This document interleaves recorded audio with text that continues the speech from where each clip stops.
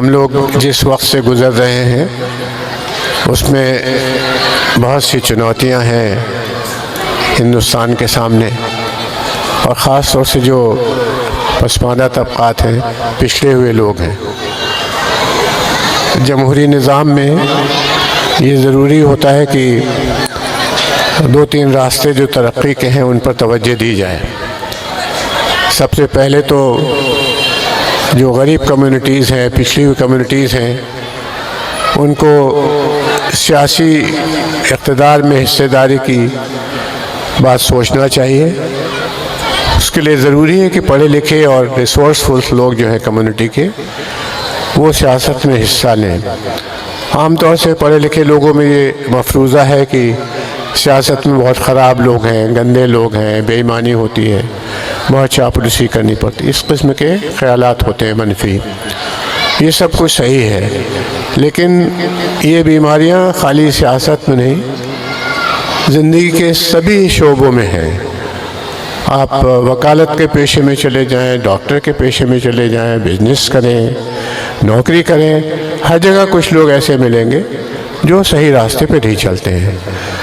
اسی طرح سیاست میں بھی کچھ لوگ ایسے ہیں جو صحیح راستے پہ نہیں چلتے، لیکن وہ لوگ اس وجہ سے زیادہ لگتے ہیں کیونکہ اچھے لوگ اس میں آتے نہیں ہیں۔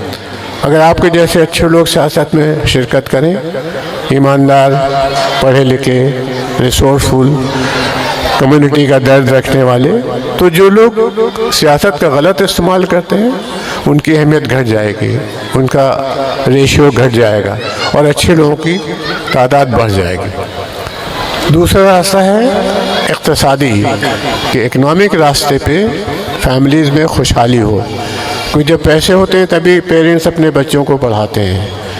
اس کے لیے بہت کوششیں کرنا چاہیے۔ سرکار کی بھی بہت سی اسکیمیں ہیں جس میں 50,000 سے لے کر 2 لاکھ تک کے قرضے بنا کسی گارنٹی کے، بنا کسی بڑے بیاج کے، ہلکے بیاج پر، سبسیڈائز ریٹ پر مہیا کرائے جاتے ہیں۔ یہ لائیولیہوڈ کی اسکیموں میں جو این جی اوز ہیں کمیونٹی کی، جو سول سوسائٹی ہے، ان کی ذمہ داری ہے کہ وہ کیمپ لگائے، لوگوں کو راغب کرے، چھوٹے چھوٹے دکانداروں کو، چھوٹے چھوٹے ہنرمند۔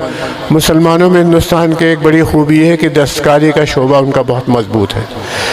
یو پی میں ہی کم از کم 22 ضلع ایسے ہیں جہاں ساری جو پرانی صنعتیں ہیں ان پہ انہی کے کاریگر کام کرتے ہیں، مسلمانوں کے، اور زیادہ تر غریب ہیں اور زیادہ تر کم پڑھے لکھے ہیں۔ ان میں پڑھائی لکھائی کے سلسلے کو آگے بڑھانا چاہیے تاکہ وہ دستکاری بچی رہے۔ وہ پرانی وراثت ہے، کئی 100 سال پرانی وراثتیں ہیں، کارپیٹ کا کام، بنائی کا کام، آپ کا شیشے کا کام ہے، پیتل کے برتن کا کام ہے، لکڑی کے کام ہے، الگ الگ ضلعوں میں الگ الگ کام ہے، بریلی، سہارنپور، فیروز آباد، آپ کا بارہ بنکی، بنارس وغیرہ وغیرہ۔ اور تیسرا بہت اہم شعبہ ہے کہ لوگ تعلیم حاصل کریں، لیکن شروعات کریے سیاست سے۔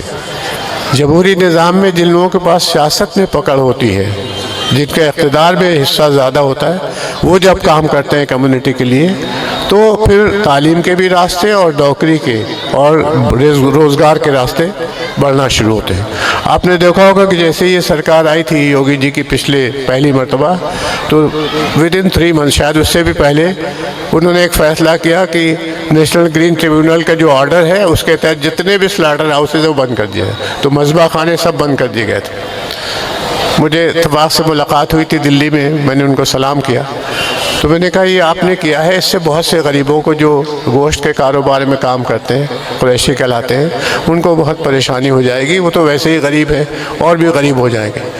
تو کہنے لگے میں نے سب کو تھوڑی بند کیا ہے، میں نے تو خالی یہ فیصلہ کیا ہے کہ جو لوگ غیر قانونی طریقے سے کام کر رہے ہیں، جو مذبح خانے اچھے سے نہیں چل رہے ہیں قانون کے دائرے میں، بس ان کو بند کر دیا ہے۔ تو میں نے ان سے کہا کہ قانون اتنے زیادہ ہیں کہ یو پی کے جو سب سے بڑے اچھے فیکٹری کو آپ جس کو بند کرانا چاہتے ہو مجھے بتا دیجیے، میں آپ کو قانون بتا دوں گا کس قانون کی وہاں پر خلاف ورزی ہو رہی جس کے تحت بند کیا جائے۔ تو ہنسنے لگے۔